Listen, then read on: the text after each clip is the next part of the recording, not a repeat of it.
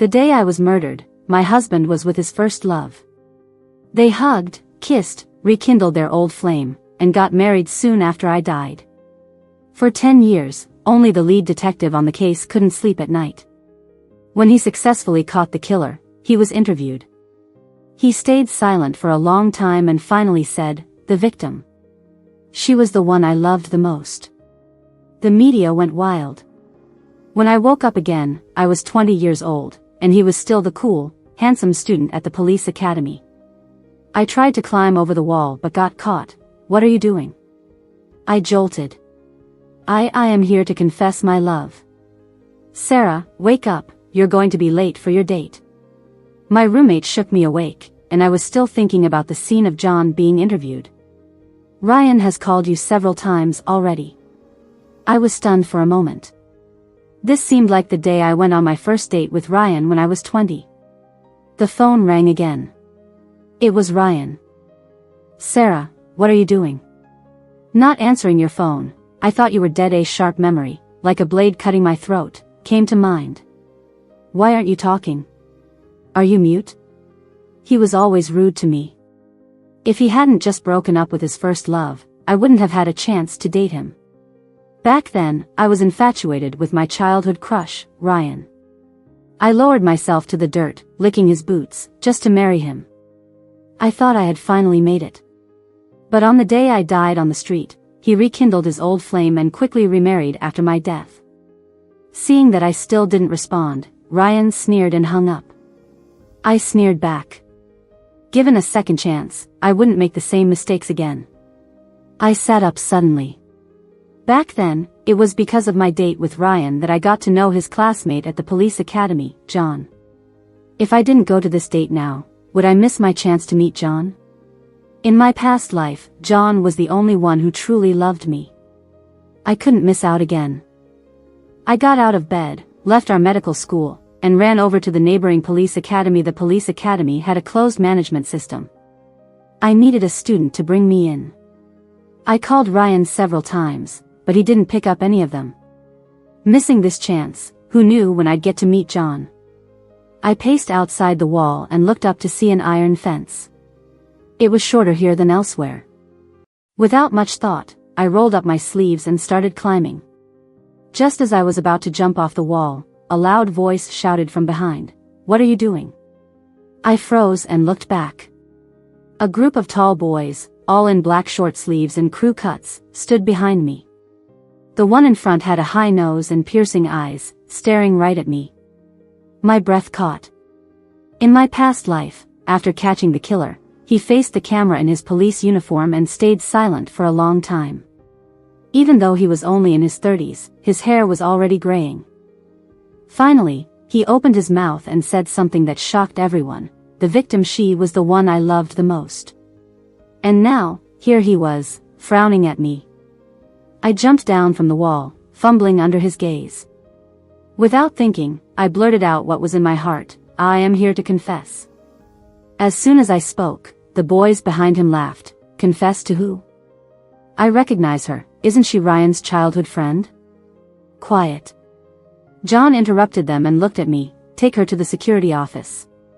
"But I am here to confess to you." Everyone fell silent for a few seconds, then the place exploded. But I still ended up in the security office. A patrolling teacher had seen me. "Speak clearly, how did you get in, and why are you here?" The teacher, in his police uniform, looked at me sternly. "Sorry, sir, I was too nervous to speak." The teacher frowned. "Which school are you from? ID number?" "I'll contact your school." John, who had been standing at the door, pushed it open. "Sir, she's my friend.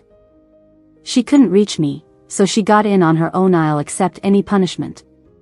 He took all the blame himself. I hurried to deny, "No, it's me." John reached out, pushing me aside. The teacher's eyes moved between the two of us. "John, you're an excellent student here at the police academy. Even if you're in a relationship, you've got to handle it properly." He didn't deny it immediately. "Understood. I'll go report to my captain." "All right." The teacher turned away to drink tea while John quickly dragged me out by the neck. Once we were out the gate, he let go. As he turned to leave, I grabbed him. He looked down at me, frowning. If you don't let go, explain yourself to the security office. I instantly let go. John, I came to. No thanks. I was stunned.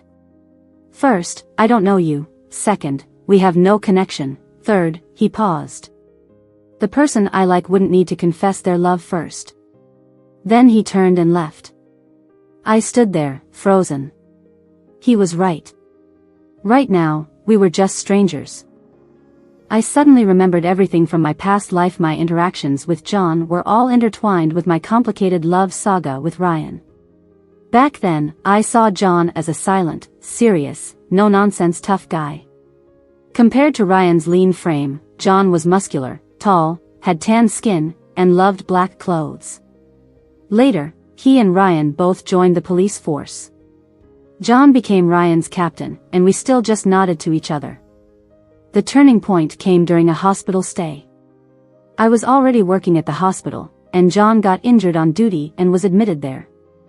To curry favor with Ryan's boss, I brought homemade food for John every day and paid close attention to his recovery. I ended up chatting with him every day. For 2 months straight, rain or shine.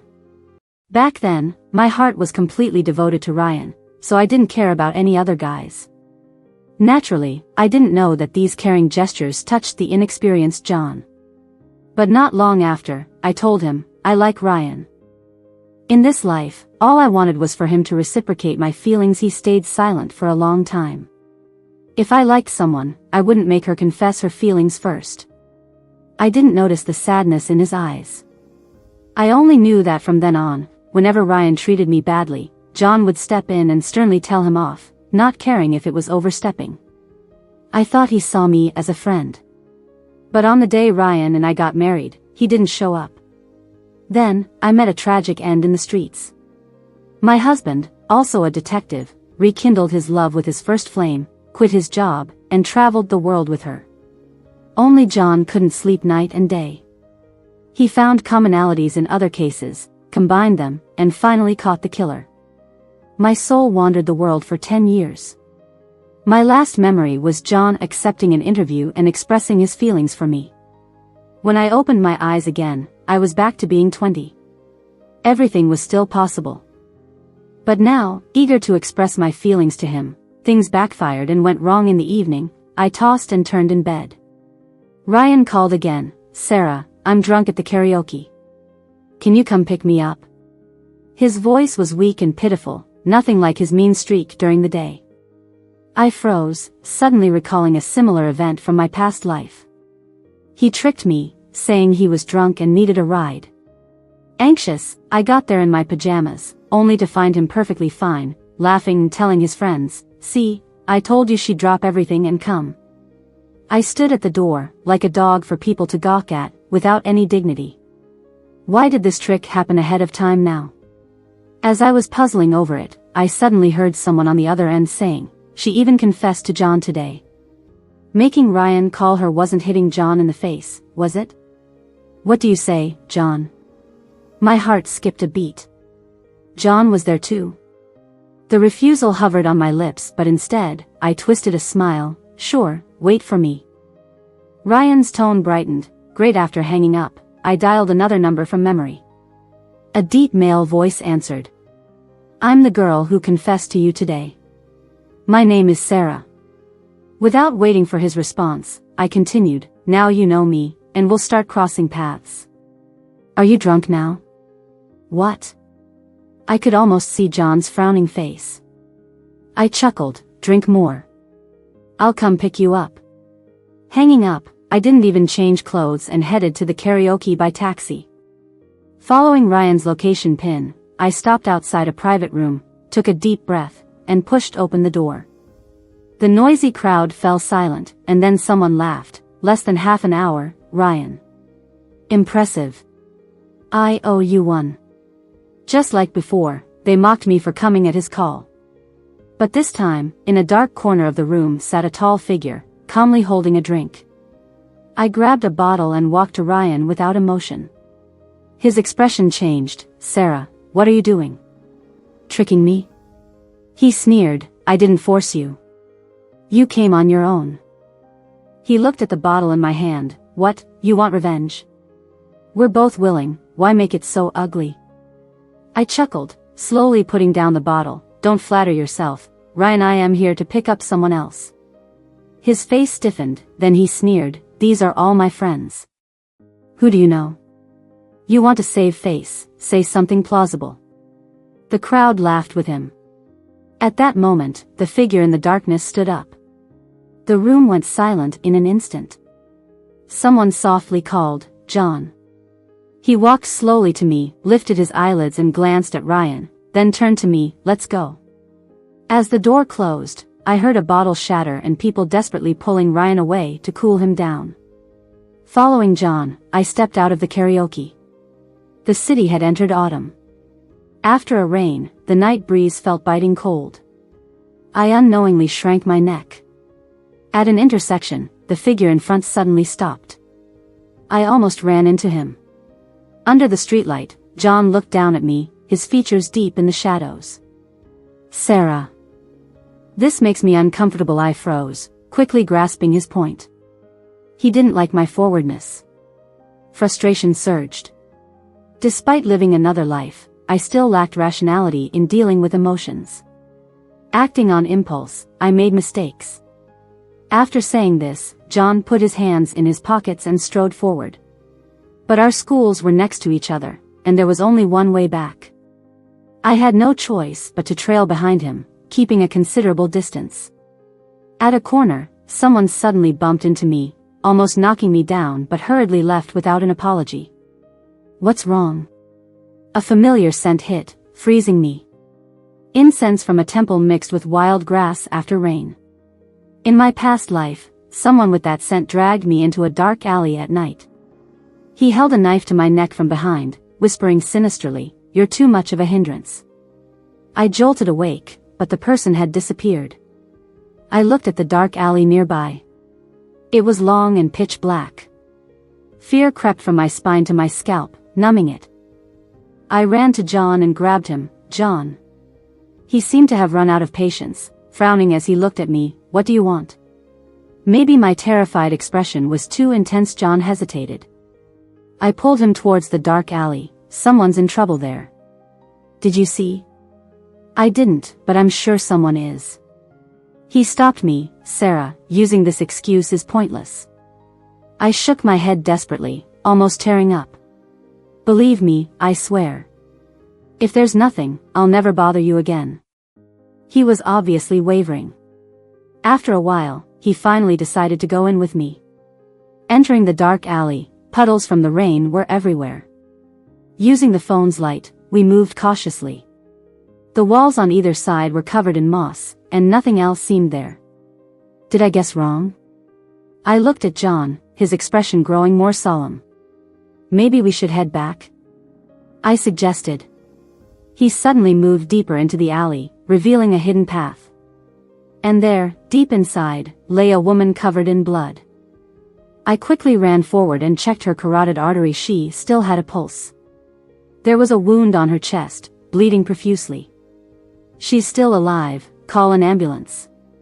After saying that, I took off my jacket, pressed it on her wound, and tried to stop the bleeding. Soon, the sound of sirens pierced the night.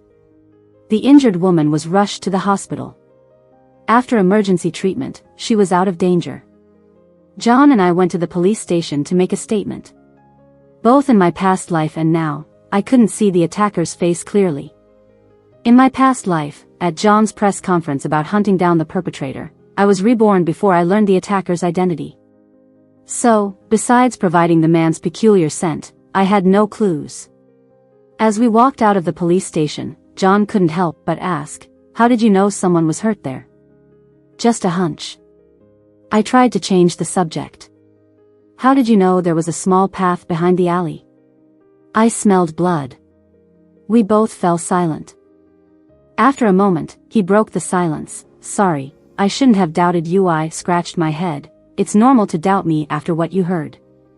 Things got quiet again. We walked side by side for a bit before he spoke again. Sarah, you're not quite like I imagined. Taken aback, I joked, is that better or worse? He stayed silent. If you don't say anything, I'll assume it's better. The night wind rustled the fallen leaves. Eventually, he looked up. I'll walk you home. News of the violent attack quickly spread. Everyone in the college town was on edge. As I walked out of the lab building, I noticed, from afar, a figure in a white dress. I froze, a chill running through me from head to toe. It was Bella, Ryan's first love that he couldn't forget. She was also the one with whom Ryan was kissing when I died tragically on the street. To win Ryan's love, I once tried everything to mimic Bella, copying her expressions, her style.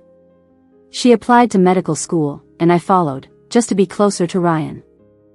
Now it all seems so pathetic and laughable. I still remember when my soul floated next to them. They were in the hotel, together. She asked him, aren't you afraid your wife will find out? She loves me to death, absolutely impossible. Even if she did, so what? Yeah, even if she finds out, she loves you enough to forgive you with tears. They smiled with contempt. Even though my heart had stopped, I felt a tearing pain in my chest. I screamed and wailed, but they couldn't hear me. After my death, Ryan pretended to be sad for a bit. Before the funeral was even over, he moved in with Bella. He even quit his police job for her when, Sarah. A voice broke my thoughts. Bella walked towards me. I heard you went to Ryan's party at the KTV the other day. I wasn't surprised she knew. She always had feelings for Ryan.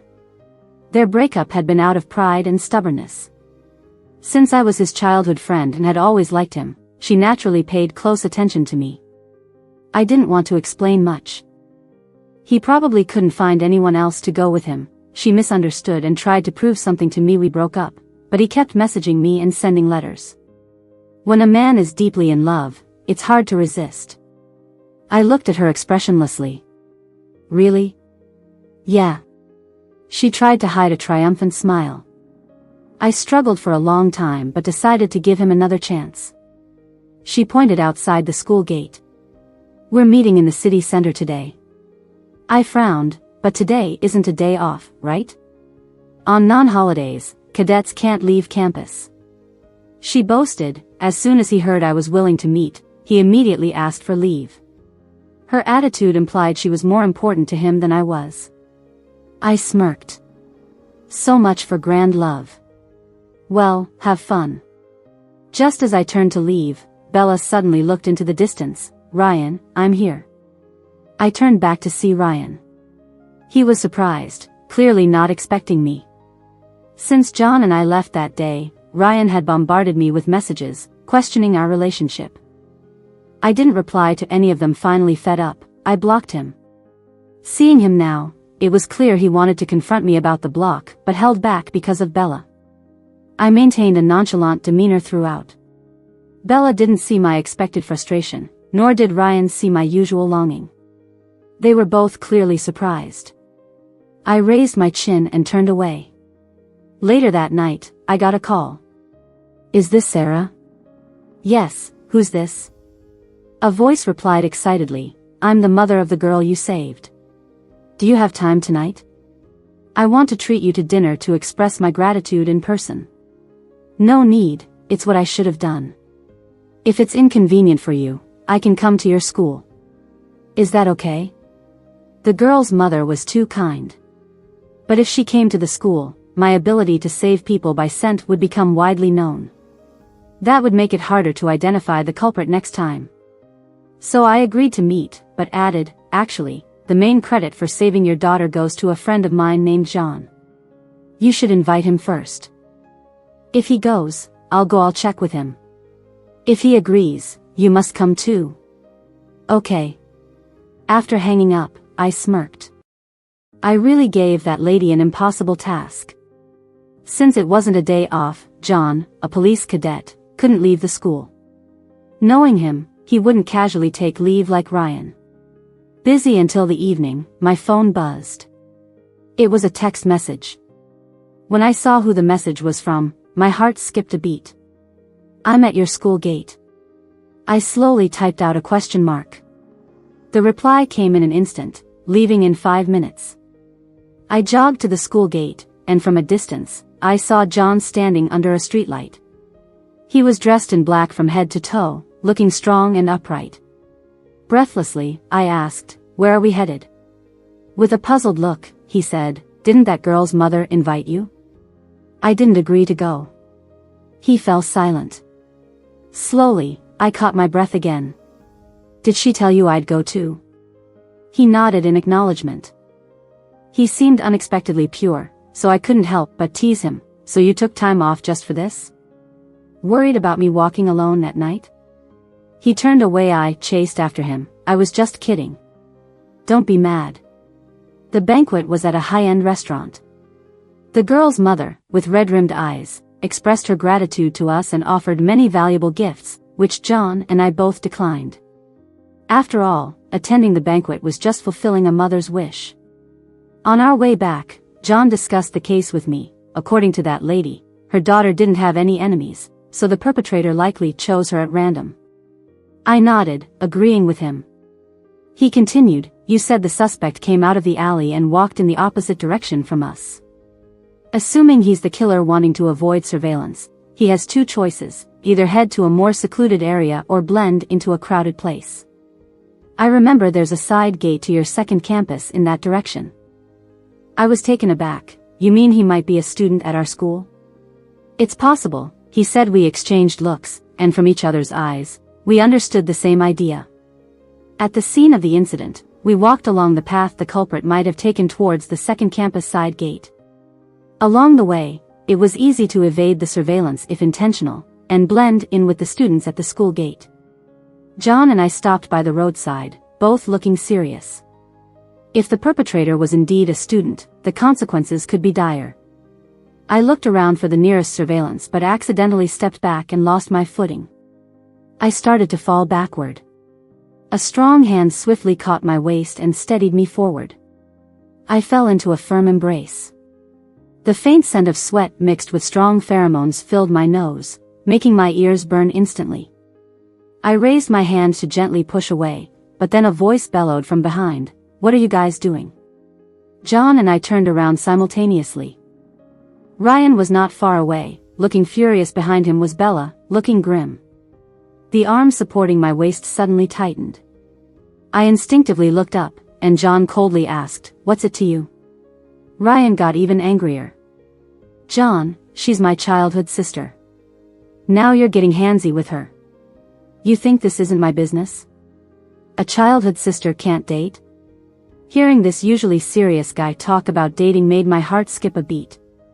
Ryan's face twisted with anger, approaching and grabbing my wrist, "Come with me." But John easily pushed him away.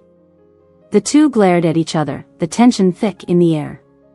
Just then, Bella gave a sudden yelp and collapsed to the ground. Ryan snapped out of it and quickly turned around. "What happened?" She tearfully said, "I twisted my ankle. I'll carry you to the hospital." "Okay." The absurd drama ended with Bella on Ryan's back, shooting me a vengeful look. Once calm returned, John let go. "Are you all right?" I shook my head. The air became quiet again. I wanted to ask what he meant by dating earlier, but after trying for a long time, I didn't bring it up. It might just be his way of not tolerating Ryan and siding with me. Revealing it now would only make things awkward. John suddenly spoke. "Earlier? Thank you for trying to help me." He paused briefly. "No problem." Time passed, and the violent incident gradually faded, and the campus returned to its usual calm. Since that night, John and I kept in touch, but our conversations were mostly about case developments. It was rare to talk normally, so I didn't dare to be as forward as before. From past experiences, he seemed to prefer a slow, steady build-up of feelings. Meanwhile, Ryan, possibly dissatisfied with my sudden change in behavior, kept reaching out to me using different numbers and even sent apologies through mutual friends. I treated all of it as junk and threw them away. What he didn't know was that whenever he contacted Bella, she'd flaunt it in my face. So he wasn't genuinely remorseful, just upset that his longtime infatuation was now losing interest. I left all that behind and focused on building a relationship with Captain. At noon, I went to the cafeteria and saw Bella again. But this time, a different guy was by her side, diligently attending to her. I narrowed my eyes, finding him somewhat familiar. After some thought, I remembered his name. Jack, Bella's college admirer. My memory of him was faint, but I remembered his name because it was the same as a classmate from elementary school. But I recall that Bella didn't give him a chance before. Why were they eating together now? Regardless, it had nothing to do with me. I took one glance and resumed my lunch. But Bella noticed me. She took her tray and purposefully sat next to me. Sarah, what a coincidence. I forced a smile. It's the school's only cafeteria, so yeah. Then Jack joined, taking a seat next to me. As he passed by, my hand holding the chopstick suddenly stiffened. It was that familiar scent. The smell of temple incense and grass. Mixed with the aroma of cafeteria food, it was hardly noticeable, but that scent was etched into my bones, unforgettable. I pretended to be calm as I looked at the guy in front of me. He slouched his shoulders, wore glasses, and his slightly long bangs covered his eyebrows, making it hard to read his expression. But I could feel his affection for Bella. In a flash, I suddenly remembered what the killer had said to me before I died. You're too much of a nuisance. I had thought about all the people around me who might say that. But I never expected it from him, since we had no interaction.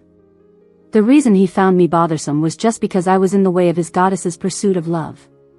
Thinking of this made my back go cold and a fire ignited in my heart. Was my mere existence annoying enough to make me need to disappear from this world for those two scumbags? Why are you shaking? Bella suddenly asked. I snapped back to reality, realizing my fingers had been trembling. Nothing, I said, losing my appetite and picking up my tray to leave.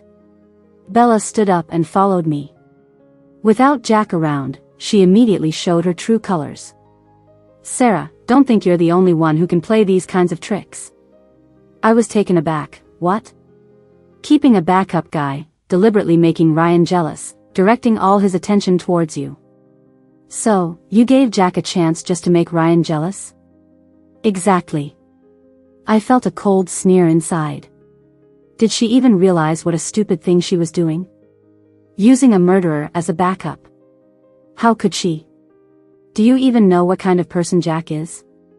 She was taken aback. What kind of person he is has nothing to do with you. You're right. It doesn't concern me.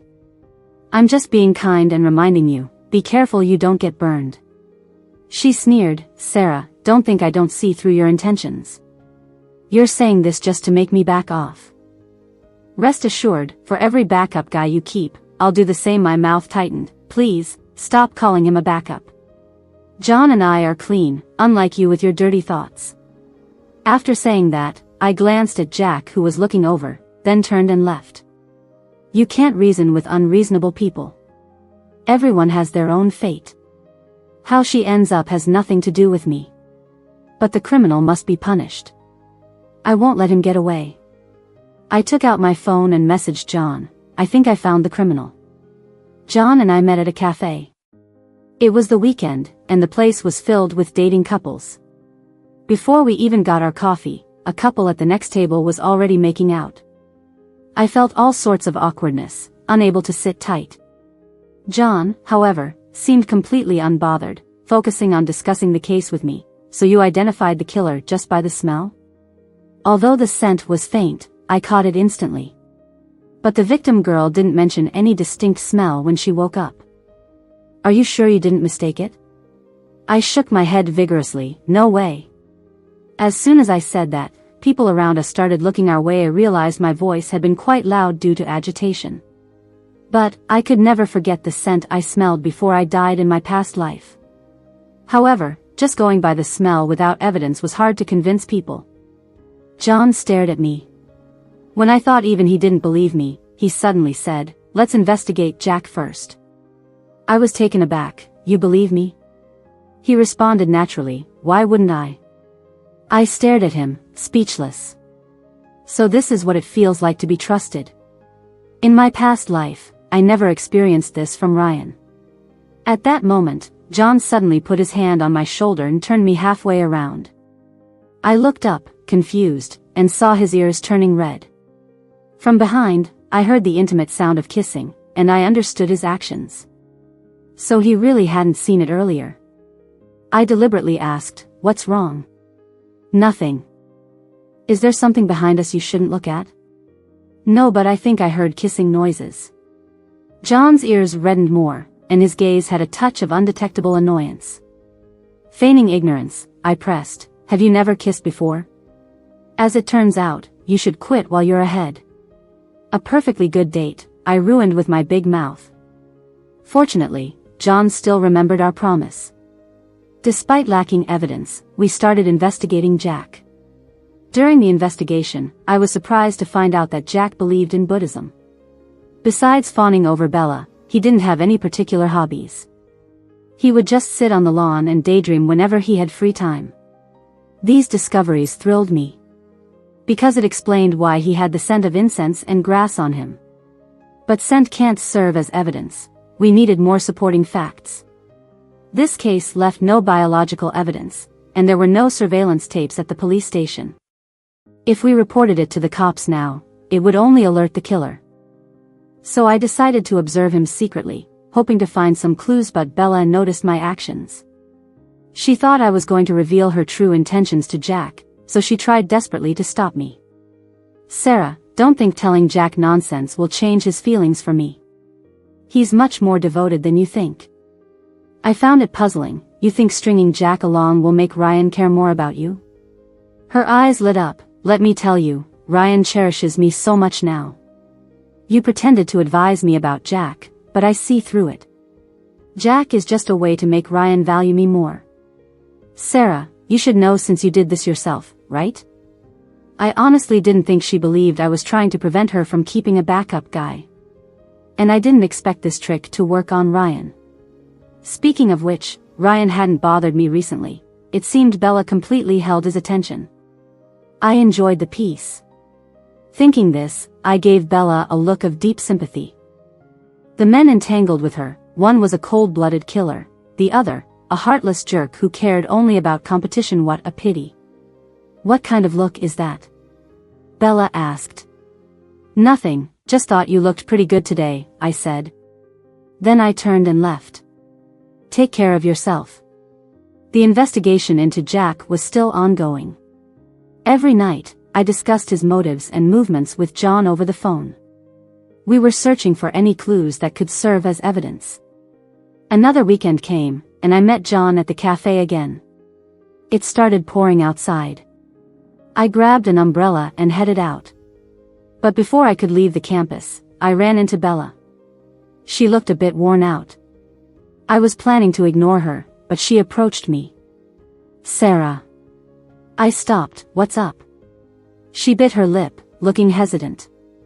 "Did you know something about Jack?" I froze. "What?" She hesitated for a long moment before speaking. "I saw Jack's diary. He seems..." "Diary?" My heart skipped a beat. If there was something in it, couldn't it be used as evidence? "What kind of diary?" I asked. "He drew lots of stick figures and wrote 'kill, kill, kill' all over it." My excitement cooled down a bit. If it wasn't written evidence, it might be hard to use it in court. But at least it showed Jack still had many secrets we didn't know. "Did you see anything else?" "No." "All right, I gotta go." "Sarah." She called after me again. "Are you hiding something from me? I know we have our differences, but we can't joke about life and death. Let's bury the hatchet, and you can tell me everything you know." I couldn't help but sneer inwardly. Why should I bury the hatchet with you? And why should I tell you everything I know? Because your secret crush killed me? The questions, dripped in blood, stabbed at every nerve in me. I didn't want to deal with her anymore, so I turned away. On my way to the meeting, I texted John. "Almost there, 10 minutes." Just after sending the message, a pair of hands covered my mouth and nose, and in seconds, I lost consciousness when I came to. I was in an unfinished, abandoned building. My hands and feet were bound, and my mouth was taped shut. Standing in front of me was a fully armed man, showing only his eyes. But I recognized him immediately. It was Jack. "What did you tell Bella?" he asked. Realizing my mouth was taped, he paused and pulled out a knife. "Scream, and I'll stab you." The rain was deafening outside. Even if I screamed, no one would hear. He tore off the tape. "What do you mean?" I asked, confused. "Did you badmouth Jack to her?" He suddenly stopped, seeming to realize he had revealed his identity. He ripped off his mask and screamed, "Bitch, did you badmouth me to her?" The knife pressed against my skin. The nightmare of being stabbed flooded back, choking me as I frantically shook my head. Then why is she suddenly distant? "You've been watching me closely. Tell me, did you find something and tell her?" In a flash, a plan formed in my Mindy would never badmouth Jack to Bella because the boy I likes her. If she's with you, I can be with that boy. You can ask around. It's true. That boy is Ryan, my childhood friend. I've liked him for years. Desperately trying to make him believe, I explained frantically. Slowly, he seemed to calm down. "I know Ryan," he murmured, "he's her favorite. So you should understand. We're on the same side. If Ryan and I are together, you can be with Bella, right?" After the intense fear, I found a strange calm. I slowly coaxed him. "You should let me go now, and we can work together to break them up." That seemed to strike a chord in Jack. He suddenly stood up and ran outside, but he didn't untie my bonds. I was stunned for 2 seconds and then tried to break free from the ropes. Afraid he hadn't gone far, I didn't dare make a sound. But the knots were intricate, and I couldn't break free. Just then, someone touched me from behind. I jumped in fright but then saw it was John. My heart, which had been hanging by a thread, suddenly felt a sense of relief. Tears stung my eyes. "How did you find me?" "I'll explain later." He bent down to untie me. Then, we heard footsteps approaching again. John and I exchanged glances, and he hid just inside the doorway. I immediately understood his plan. When Jack approached, I'd tackle him from behind. But this time, Jack stood outside the door, not coming in. Did he realize something was up? As my mind raced, he spoke up. "I'm sorry, I can't let you go. If only we had talked before I tied you up, we could have been allies. But now, I've kidnapped you, and you know my secret. If you get out, you might call the cops, so I can't let you go." With that, he approached step by step, knife in hand. I looked at him in terror, shaking my head desperately, trying to draw all his attention. Just as he stepped through the door, John lunged forward, pinning him to the ground. Using his larger size, John tried to wrest the knife from Jack, but just then, Jack twisted desperately. "Watch out!" I yelled. The knife slashed across John's hand, flying 10 feet away. Taking advantage of John's pain, Jack broke free and bolted. John cursed under his breath and, ignoring the blood on his hand, picked up the knife and cut the ropes binding me. I tore a piece of fabric from my clothes to bandage his wound, and we left the place together to call the police. Now, even without evidence for the previous assault case, Jack would get arrested for kidnapping me. As we left the abandoned building, I asked, "How did you find this place?" "You told me to wait for 10 minutes, but I waited 15. I went looking for you and found your phone on the way. I knew you might have been kidnapped, and the likely culprit was Jack. He has no properties around here and no means of transport. Kidnapping an adult, he could only hide in the nearby abandoned buildings, so I came here. Smart, thorough, definitely someone fit to be a police captain." Jack ran away. "Do you think he'll hurt anyone else?" I had already contacted the police before coming here. He's probably been arrested by now. Despite that, when we went to the nearest campus clinic to wrap our wounds, we heard news of someone threatening to jump off a building. We exchanged a look and immediately started running. There was already a crowd of students gathered below the teaching building. I looked up and saw Jack standing on the rooftop. Driven to the edge, it's not surprising he thought of jumping to end it all. But he was holding Bella, who was trembling.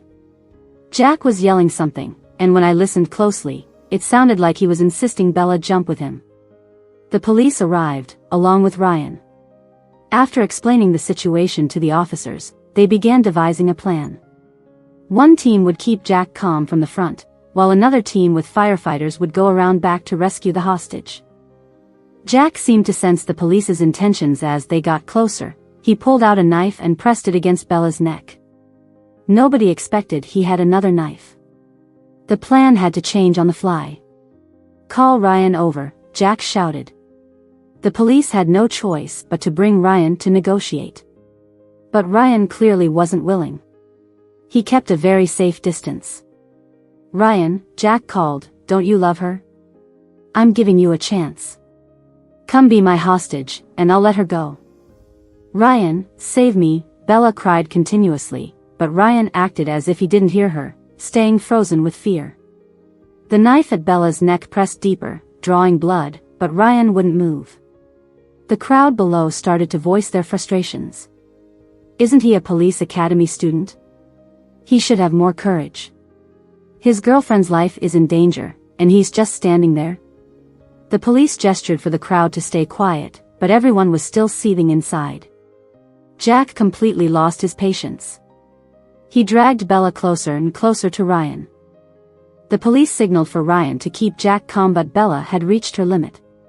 Sobbing, she yelled, "Ryan, don't you love me? Why do you ignore my life and death? Can't you say one comforting word to me?" Ryan remained silent. In that instant, something nobody expected happened. Bella broke free from Jack and jumped off the rooftop. Jack went berserk after seeing his goddess fall. He grabbed the knife and rushed at Ryan. With a thud, screams erupted from all around. John covered my eyes. Bella didn't die because debris broke her fall. But the impact injured her spine, leaving her bound to a wheelchair for life. Ryan, stabbed multiple times, suffered fatal wounds and didn't survive.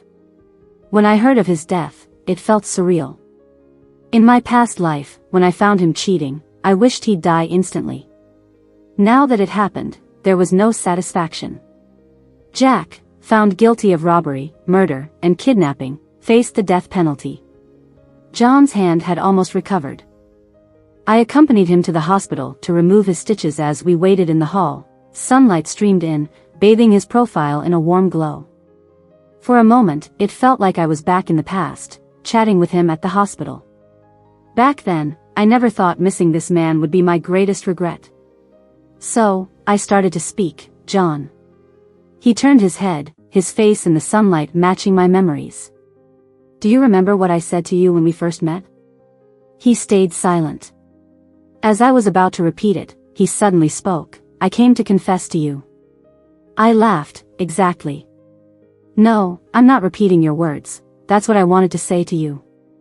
He said each word clearly, "Sarah, I came to confess to you." I found myself speechless, my cheeks flushing hot. This usually serious, stern man could say something like that. As I stood there, flustered, he leaned in slowly, his tough features softening with a smile. "Do you accept my confession?" he asked. I do." He abruptly pulled me into his arms, whispering in my ear, "You asked if I've never kissed anyone, right?" My ear tingled, and my cheeks felt like they would explode. He breathed teasingly, "The answer is no. So, do you want to try with me?" I couldn't stand it anymore and buried my face in his chest, pounding his muscles. Laughing, he grabbed my hand. "All right, I won't tease you. We have plenty of time in the future." After getting his stitches out, we walked out of the hospital into the setting sun. He walked beside me, gently holding me. Suddenly, he asked, "Why were you climbing the wall to get into our school back then?" "To confess to you." "You coincidentally met me?" "Yep, just like that." We shared a smile and kissed each other under the sunset. In this life, I finally got my wish.